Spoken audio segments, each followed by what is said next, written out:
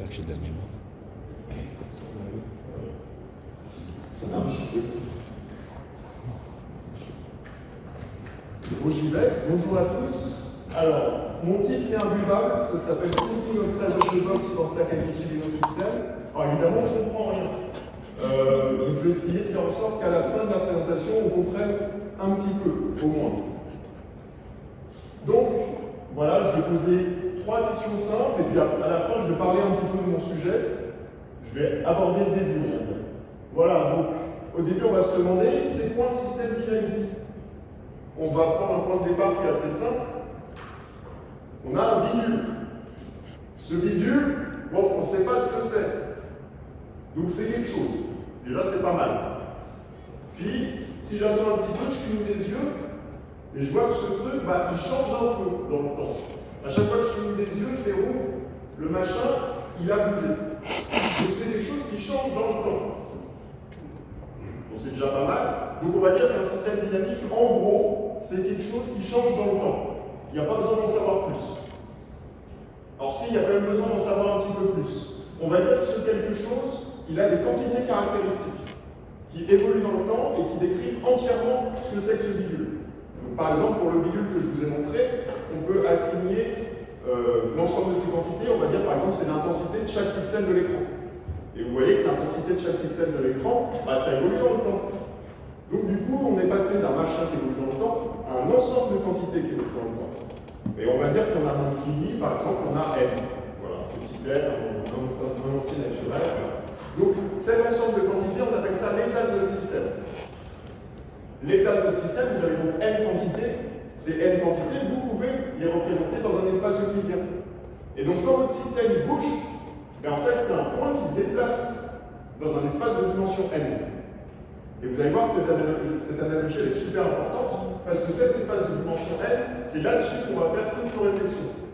Et cet espace de dimension n caractérise l'ensemble des états possibles de notre système. On appelle ça un espace d'état, ou alors un espace de phase. Les deux se disent. En général, on dit l'espace de phase, alors que l'espace d'état est plus intuitif. Ne me demandez pas pourquoi. Alors, la question maintenant qu'on peut se demander, c'est pourquoi est-ce que notre point, quelle est la règle qui gouverne le déplacement de notre point? C'est-à-dire, comment est-ce qu'on sait que notre système évolue? Comment on sait quelle va être la loi qui détermine comment notre système évolue? Eh bien, pour ça, bon, je suis obligé d'introduire un petit peu de maths quand même. On fait ce qu'on appelle une équation différentielle. C'est-à-dire que dans notre espace à dimension f, on va à chaque point de cette étape associer une petite flèche qui va dans une certaine direction. Cette petite flèche, elle est donnée par le f dans une équation en haut. Et donc vous avez ce qu'on appelle une équation différentielle qui vous dit en gros, si vous prenez un point de départ sur votre espace d'état, sur ce point de départ il y a une petite flèche, vous allez la suivre un petit peu, puis vous allez arriver sur une nouvelle petite flèche, vous allez la suivre un petit peu, vous allez continuer comme ça de flèche en flèche, et vous allez obtenir une trajectoire qui est définie par cette équation différentielle. Donc ce qu'il faut retenir, c'est que l'équation différentielle est égale à champ vecteur sur votre espace d'état. Donc c'est comme ça qu'on sait comment un système évolue. Alors je vais prendre un exemple classique qui va peut-être parler de biologistes parmi vous. On suppose que notre petit machin du départ, c'est un écosystème. Un écosystème simple, on va prendre simplement 2 espèces dedans. Un certain nombre de lapins, un certain nombre de renards. Bon, vous le savez, les renards mangent les lapins, donc plus il y a de lapins, plus les renards vont pouvoir manger. Donc plus les renards vont pouvoir manger, plus il y aura de renards, mais moins il y aura de lapins. Sauf que plus il y a de renards et moins il y a de lapins, moins il y a à manger pour les renards, et donc les renards finissent par mourir, ce qui fait que les lapins peuvent se reproduire à nouveau. Et vous avez une dynamique couplée entre le nombre de renards et le nombre de lapins, qui fait que si vous regardez votre espace d'état, et si vous mettez ce truc-là sous forme d'équation différentielle, vous allez obtenir des cycles. Vous prenez un point de départ sur votre espace d'état avec un certain nombre de renards, un certain nombre de lapins, et vous regardez comment ce nombre évolue dans le temps, et vous allez voir des cycles apparaître. C'est ce qu'on appelle les équations de Lotka, etc. Alors, quand bien même ça n'a pas beaucoup de sens de dire qu'il y a 1,5 lapins, 3,2 renards, on est bien d'accord que ça n'a pas beaucoup de sens, mais c'est des données qui ont pu partiellement être validées expérimentalement dans certains cadres restreints. Donc là, je m'adresse plutôt aux biologistes d'entre vous. Pour ceux qui s'intéressent, ça s'appelle le modèle Lotka-Volterra. Il a été complété de plein de manières différentes. Ça, c'est la version la plus basique qui existe. Ok, je vais prendre un autre système qui est plutôt ingénieur. Donc là, le système masse-ressort. Vous avez une masse qui est attachée à un ressort, vous tapez dedans, ça aussi.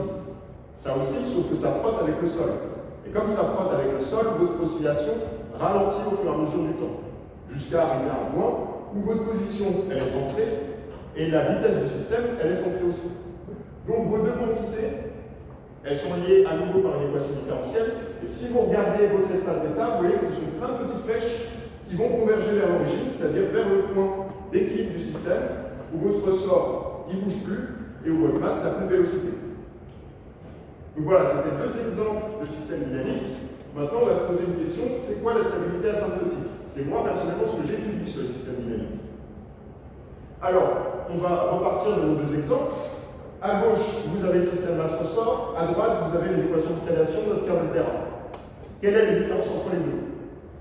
Bon, à gauche, on dit que c'est asymptotiquement stable. À droite, on dit que ça n'est pas asymptotiquement stable. La différence entre les deux, elle est assez évidente en principe. C'est qu'à gauche, toutes les trajectoires, elles convergent vers un seul point. Alors qu'à droite, toutes les trajectoires, bon, elles font d'autres trucs. Mais elles ne convergent pas vers un seul point. Donc on dit que le système de gauche, il est asymptotiquement stable. Donc une première propriété de la stabilité asymptotique, toutes les trajectoires convergent en un seul point. Je vais vous montrer pourquoi ce n'est pas suffisant. À droite, vous avez ce qu'on appelle un système de Vinograd. Ce n'est pas très connu, mais c'est important de l'avoir en tête comme contre-exemple. Les systèmes de Vinograd, si vous suivez toutes les trajectoires de système, vous allez atterrir sur votre origine. Donc c'est un système pour lequel toutes les trajectoires sont attractives et convergent vers votre origine, sauf que si vous regardez bien, le centre de votre figure, vous avez des directions qui partent de l'origine et qui vont vers l'extérieur. Et ça, on aimerait éviter, parce que qu'est-ce que ça signifie? Ça signifie que si vous êtes à votre position d'équilibre, vous perturbez un tout petit peu votre système, et il va faire une trajectoire qui va commencer par diverger de son point d'équilibre, pour finalement reconverger vers son point d'équilibre. Ça, c'est un comportement qu'on cherche à éviter. Donc, pour la stabilité asymptotique, on va imposer une deuxième propriété. Alors, il y a un formalisme mathématique associé, moi je vais vous le dire avec des mots simples. C'est le plus proche on part de l'origine, le plus proche on reste près de l'origine. Et vous voyez, ce n'est pas le cas pour le système de Vinograd. Vous partez très très proche de votre origine, et pourtant, vous en éloignez d'un certain seuil, d'une certaine distance qui n'est pas compressible. Alors que ce n'est pas le cas dans votre système de gauche. Ok, donc avec ça, on a les deux propriétés qui font qu'un système est asymptotiquement stable. Première propriété, toutes les trajectoires convergent vers l'origine. Deuxième propriété, le plus proche on part de l'origine, le plus proche on y reste. Pourquoi c'est intéressant? Parce que d'un point de vue ingénieur, un système qui se comporte comme ça, vous n'avez pas besoin de connaître exactement la limite des solutions de votre équation différentielle, vous n'avez pas besoin de savoir exactement quelle va être la trajectoire suivie. Vous savez qu'au bout du compte, vous allez arriver à votre équilibre. Et surtout, vous savez que si vous perturbez votre système, c'est-à-dire grosso modo, vous partez à un autre point de votre. Vous êtes à votre équilibre, vous tapez dedans, vous retrouvez un point de votre espace d'état, vous savez non seulement que vous allez retourner à votre équilibre, mais qu'en plus, vous allez y retourner en quelque sorte en un temps qui est grosso modo proportionnel à quel point vous tapez dans votre système. Vous tapez très fort dans le système masse-ressort, vous allez osciller longtemps, mais si vous tapez un tout petit peu, vous n'allez pas osciller très longtemps. Vous imaginez un avion, vous voulez que son altitude soit asymptotiquement stable, ben vous voulez en quelque sorte que s'il y a des perturbations, si les perturbations sont petites, votre avion n'est pas beaucoup affecté. Voilà. Donc, un système physique, c'est intéressant de vérifier qu'il a ses propriétés de stabilité asymptotique pour ces deux raisons. Sauf que, évidemment, vous voulez le caractériser mathématiquement, et ça, c'est un truc qui n'est pas évident du tout. Comment est-ce qu'on sait qu'un système est asymptotiquement stable? Alors, on pourrait se débrouiller et regarder toutes les trajectoires individuellement, mais ça reste relativement compliqué.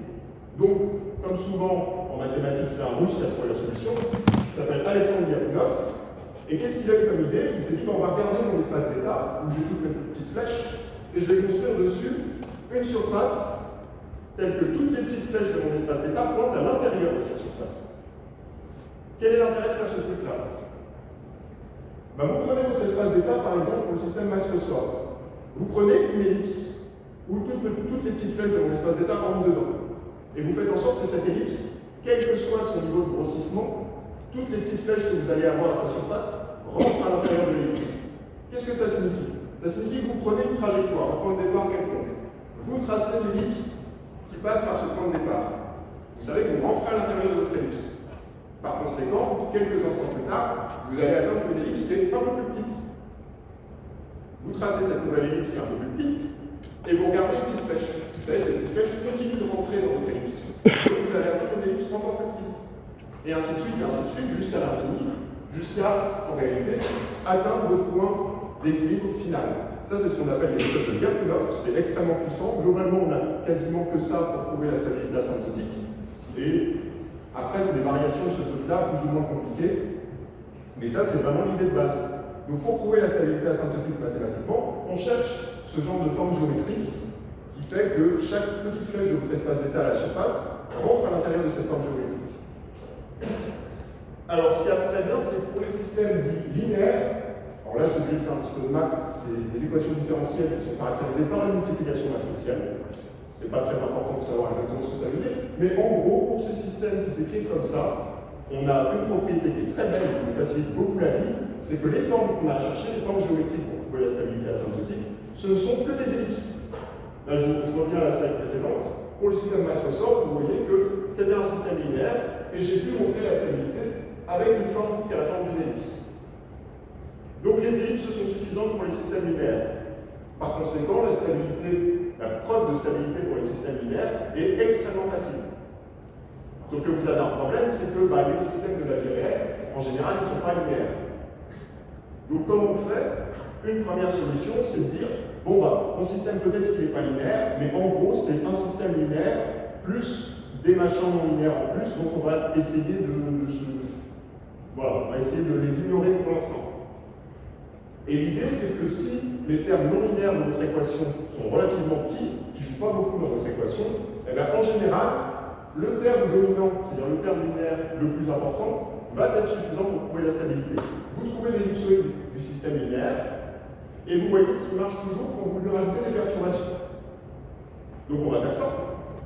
Je reprends mon système Maslow-Sort.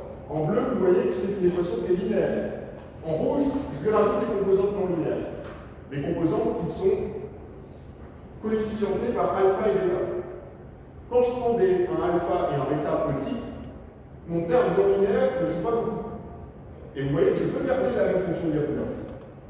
Et vous voyez que toutes les petites flèches sur mon espace d'état ici continuent de rentrer à l'intérieur de mes ellipsoïdes. Donc quand bien même j'ai rajouté la composante non linéaire, au final, on arrive à trouver la stabilité asymptotique parce que les perturbations non linéaires étaient suffisamment petites.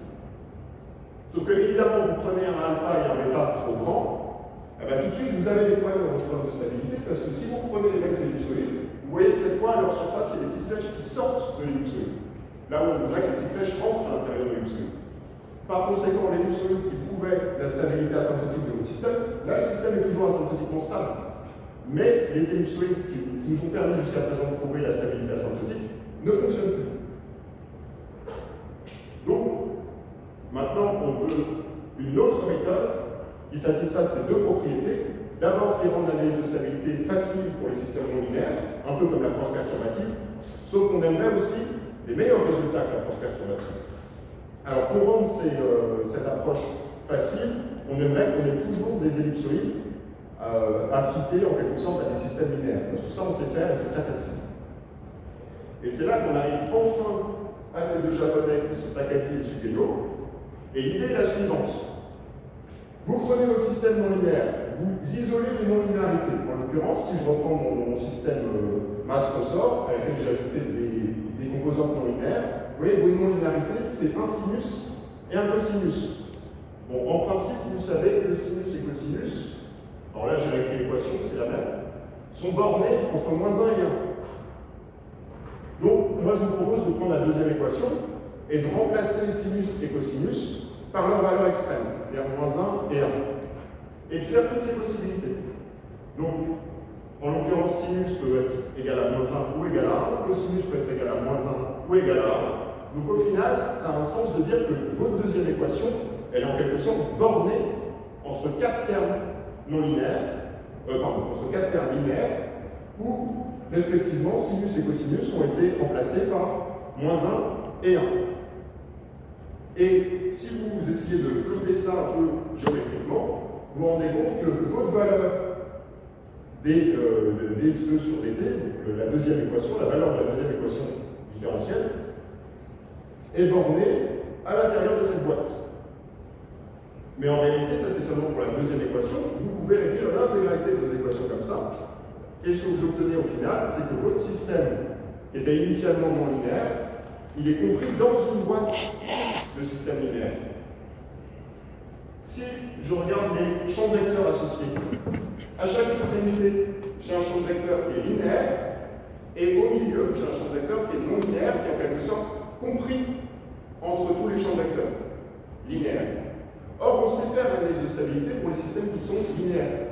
Tout ce que j'ai à faire, c'est à nouveau trouver une ellipsoïde qui va prouver la stabilité pour chacun des systèmes linéaires. Mais par contre, j'ai une contrainte en plus, il faut que ce soit la même ellipsoïde pour l'intégralité des systèmes linéaires. Une fois que j'ai trouvé la même ellipsoïde qui prouve la stabilité pour le système en bas à droite, en bas à gauche, en haut à droite, en haut à gauche, alors je sais que mon système au milieu, il sera stable par cette ellipsoïde. Alors je ne rentre pas dans les détails du problème mathématique qui permet de faire ça, mais on peut comparer les résultats entre cette approche-là et l'approche perturbative. Alors ici, ce que vous avez, ce n'est pas forcément évident à lire, mais je reprends mon système masse ressort, j'ai deux paramètres alpha et bêta. Et en gros, plus alpha et bêta sont grands, plus la taille de ma non-linéarité est grande.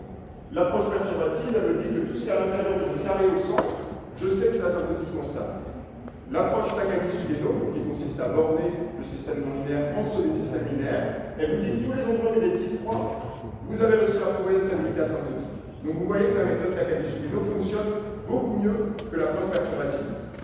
Donc on avait deux contraintes sur la méthode Takagi-Sugeno. On voulait qu'elle donne des meilleurs résultats que l'approche perturbative, c'est fait. Et on voulait que la méthode consiste toujours à fitter des ellipsoïdes sur des systèmes linéaires, c'est fait également. Et là, je vais pouvoir enfin parler de ce que je fais. C'est que si je regarde ce truc-là, ben, j'ai mis mon système non linéaire dans une boîte. Question, pourquoi est-ce qu'on fait une boîte? Réponse, il n'y a pas de réponse. Il n'y a pas de bonne raison. On peut faire des triangles, on peut faire des hexagones, on peut faire ce qu'on veut en réalité. On peut même faire des cercles. Alors dans le cas d'un cercle, là vous n'avez plus un nombre fini de systèmes linéaires qui bornent le système non linéaire, vous avez un nombre infini. Mais ça ne pose pas de problème, vous pouvez toujours vous ramener à fitter des ellipsoïdes sur des systèmes linéaires. Et bien ça c'est l'objet. Alors, je montre déjà les résultats. Si vous changez la forme qui borne votre système non linéaire, il y a des formes qui sont plus adaptées que d'autres. Et alors là, c'est difficile à lire ici, mais grosso modo, vous avez votre approche perturbative qui est toujours le carré au centre, et à chaque fois que vous avez un petit dessin sur votre diagramme, c'est que j'ai trouvé une méthode géométrique qui permet de montrer la stabilité pour cette valeur de alpha et bêta. Et vous voyez que j'ai une zone qui est beaucoup plus large que ce que j'avais simplement dans une boîte. Donc, voilà, il y a toute une diversité de formes géométriques qu'on peut utiliser. Là, j'utilise deux manières d'encercler avec un cercle. Et une autre manière, alors là, j'ai mis l'hexagone, je crois, donc j'ai borné mon système non linéaire dans un hexagone. Et vous voyez qu'on obtient toutes sortes de résultats qui sont meilleurs que ce qu'on avait simplement en bornant dans une boîte. Et bien ça, c'est un article que j'ai réussi à publier, et donc voilà, qui est publié depuis quelques semaines. Et c'est la fin de ma présentation. Voilà, si vous avez des questions, n'hésitez pas.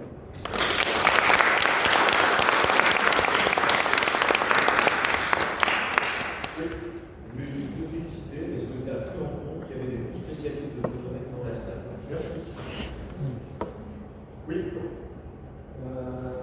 Quel est le degré d'importance de la stabilité dans le système dynamique en réel? Parce que on a n'importe quel système dynamique, on va étudier la stabilité.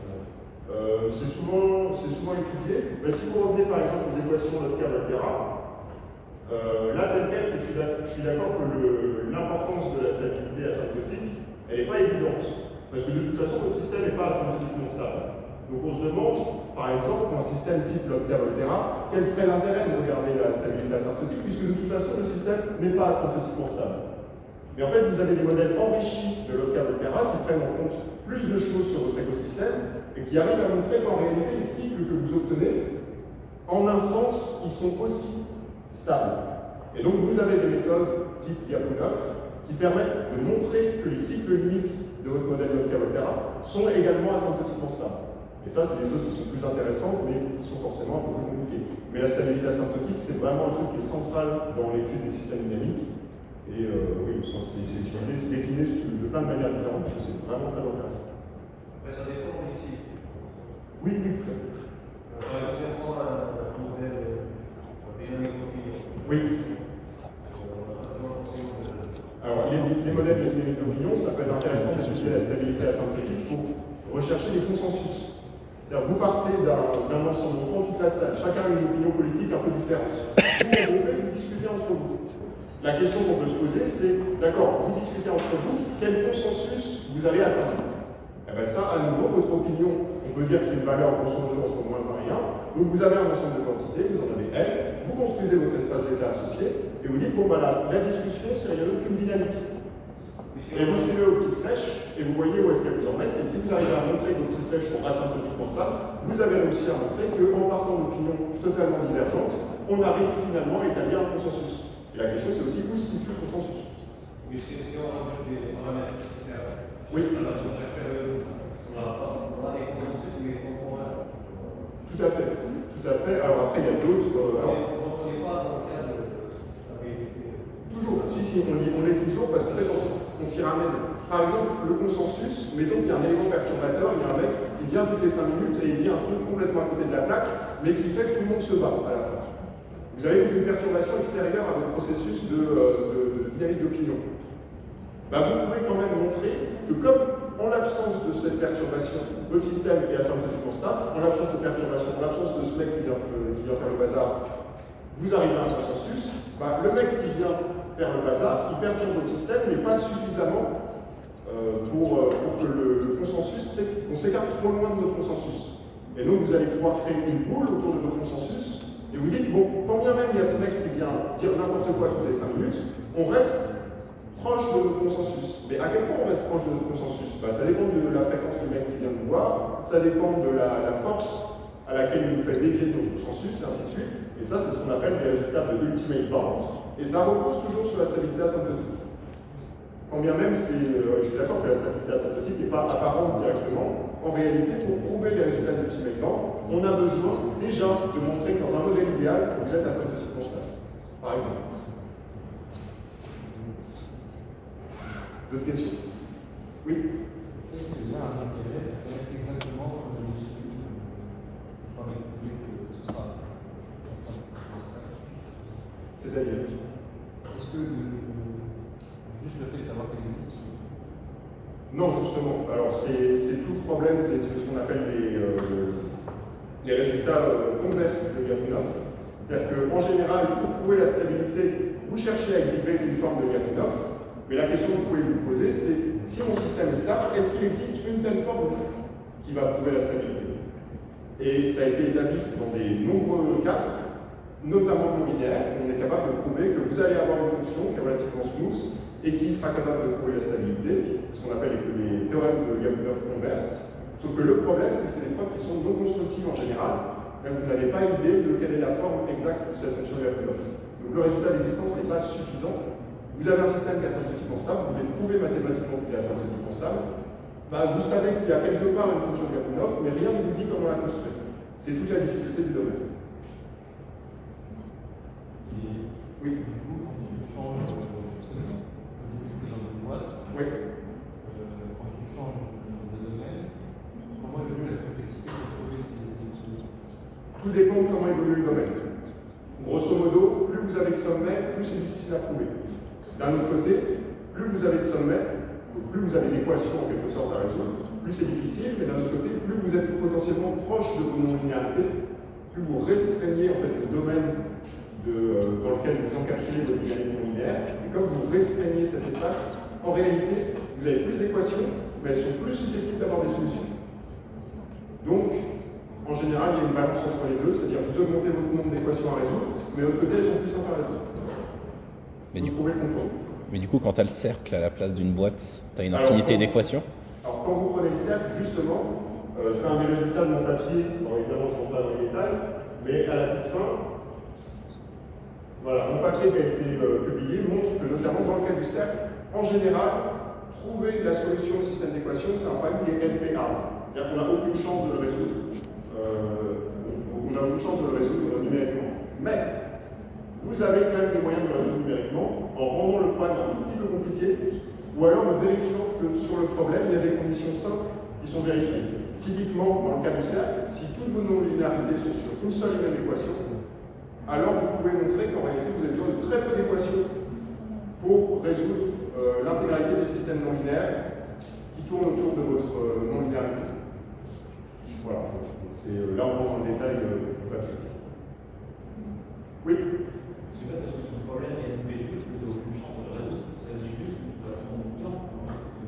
Oui, alors, en fait, pour être exact, vérifier une ellipsoïde, c'est-à-dire vérifier qu'une ellipsoïde satisfait l'intégralité des critères de stabilité pour tous les systèmes linéaires qui entourent le système non linéaire, ce truc-là est déjà NP complet. Donc, vérifier une ellipsoïde et NP complet, oui, le problème c'est d'en trouver une. Bon, c'est mathématique. Oui, bah, c'est NPA, justement. Si simplement le fait de vérifier une solution NP complet. Pardon?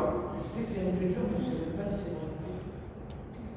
Bah, NP dur, si je ne dis pas de conneries, la définition de NP dur, c'est justement qu'on sait que c'est au minimum NP complet. NP dur, c'est plus dur que tous les problèmes que tu les. Oui, Mais d'autres questions? Oui. si on a des X, Oui, tout à fait. Alors, là, vous posez la question de la dynamique extrême. Donc, si je reviens au fait de mon système, Tu expliques la pédagogie, il y a des vraies questions. solution. Il y a une fois qui porte, la distance au micro, faut qu'il fasse prof. oui, on fait des sauts, c'est ça. Donc, en fait, ce que vous demandez, c'est une dynamique extrême. C'est-à-dire que vous n'avez pas des sauts continus, vous n'avez pas un continuum de valeurs, vous sautez d'état en état. Donc, en réalité, là, les petites flèches ne vous indiquent pas la direction générale dans laquelle vous allez venir, et vous bougez d'un epsilon et vous trouvez une autre flèche qui est un petit peu différente. En fait, vous allez vraiment sauter à l'état d'après. C'est ce qu'on appelle les dynamiques en distress, ça a été étudié également. Les techniques de Lyapunov sont complètement applicables dans ce cas-là aussi. Évidemment, je n'en ai pas parlé parce que ça ferait redondant, ça rendrait le truc un peu compliqué, mais oui, ça existe aussi. D'autres questions?